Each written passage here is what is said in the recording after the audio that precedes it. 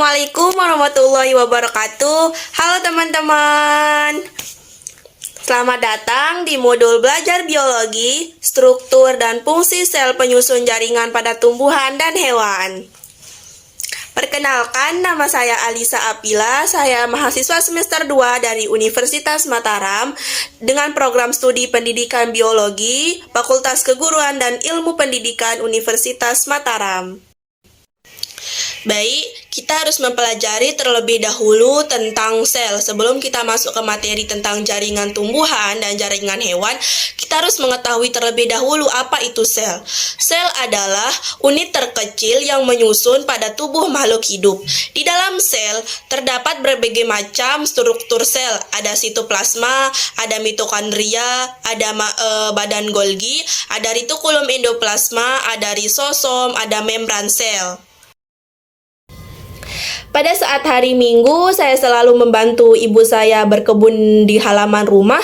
Saya bisa mengamati pertumbuhan tanaman yang ada di sekitar kita, dari tunas menjadi pohon kecil, terus tumbuh akar yang kuat hingga pohon berbunga dan berbuah. Tahukah teman-teman, kenapa tumbuhan semakin tinggi, berbunga dan berbuah? Itu terjadi karena sel pada tumbuhan aktif membelah diri, dan sel tersebut akan berkumpul dalam jumlah yang banyak dengan fungsi dan sifat yang sama sehingga menjadi sebuah jaringan. Lalu, apakah jenis jaringan pada tumbuhan menjadi besar dan tinggi? Nah, untuk mengetahui jenis dan fungsi jaringan pada tumbuhan, di video kali ini saya akan membahas struktur jaringan tumbuhan.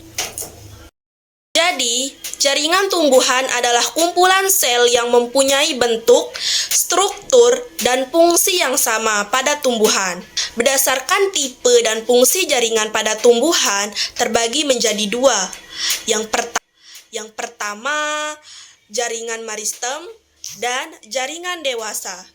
Jadi, jaringan meristem yaitu jaringan yang aktif membelah dan belum mengalami diferensiasi.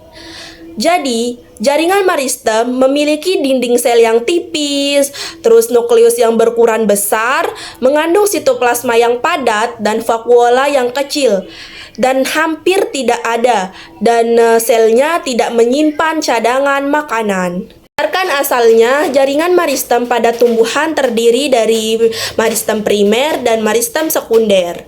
Meristem primer merupakan jaringan muda yang berasal dari sel embrionik, terdapat pada ujung akar dan batang, sehingga dapat membuat akar dan batang bertambah panjang. Sedangkan meristem sekunder berasal dari jaringan dewasa yang berhenti tumbuh tetapi menjadi embrional kembali, yang terdiri dari kambium pada akar dan batang dan kambium gabus pada kulit batang, dapat membuat tumbuhan bertambah lebar dan besar. Berdasarkan letaknya, jaringan meristem dibedakan menjadi meristem terdapat pada ujung akar dan batang, merupakan meristem apikal sehingga akar bertambah panjang dan batang bertambah tinggi. Meristem yang terdapat pada pangkal batang disebut meristem interkalar, menyebabkan ruas pada batang semakin panjang, dan meristem yang terletak sejajar pada permukaan akar disebut meristem lateral. Kemudian selanjutnya ada jaringan dewasa. Jaringan dewasa merupakan selnya yang sudah berhenti membelah dan mengalami diferensiasi.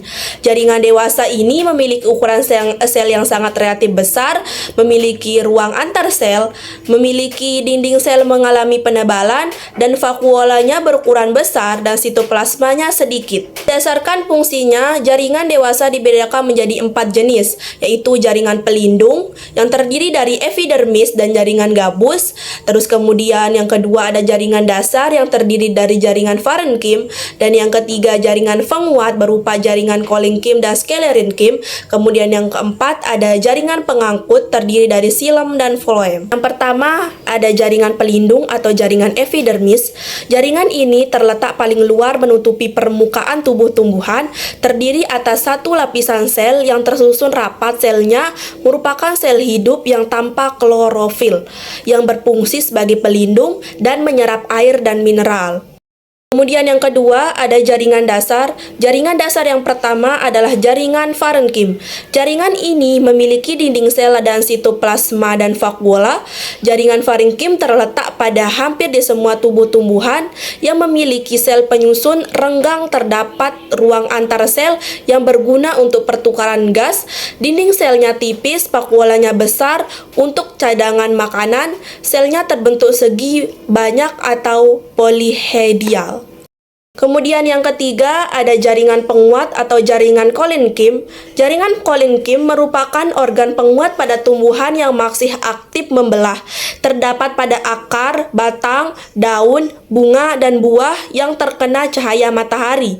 Tersusun atas sel hidup, dinding selnya tidak aktif atau tidak ada lignin tetapi mengandung selulosa. Kemudian yang keempat ada jaringan sklerenkim.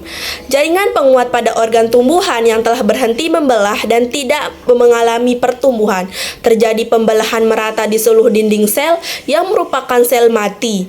Dinding sel sekunder tebal dan disusun oleh lignin.